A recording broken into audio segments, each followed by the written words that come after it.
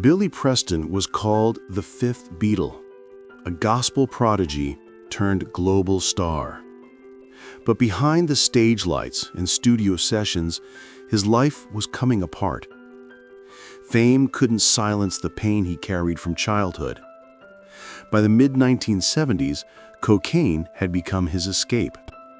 At his peak, he was burning through $1,000 a day on drugs. He'd play concerts with the Rolling Stones one night and disappear into LA crack houses the next.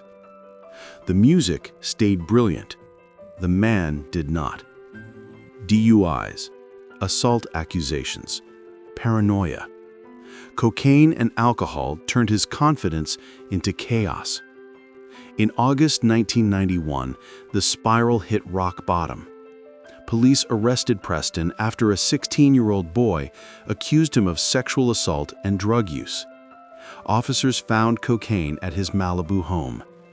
He was charged with possession, sexual battery, and showing pornographic material to a minor.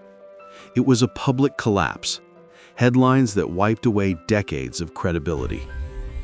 A year later, Preston pleaded no contest. He entered rehab and was sentenced to 9 months in a live-in treatment program, followed by probation and house arrest. For a while, he tried, but addiction rarely ends with one attempt.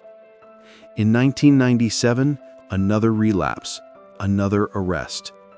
He violated probation, tested positive for cocaine, and went back to prison. While incarcerated, he was indicted again, this time for insurance fraud after his house burned down. He pled guilty and served additional time.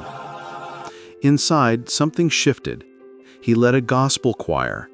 He preached to inmates about faith and forgiveness. But the body he'd spent decades abusing couldn't forgive him. Years of drugs had wrecked his kidneys.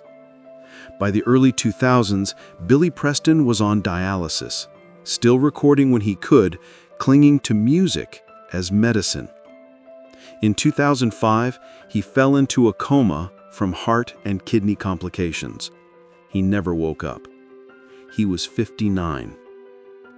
Billy Preston's life is a hard truth about talent, trauma, and the cost of escape. He made eternal music and lived a tragedy that fame couldn't fix.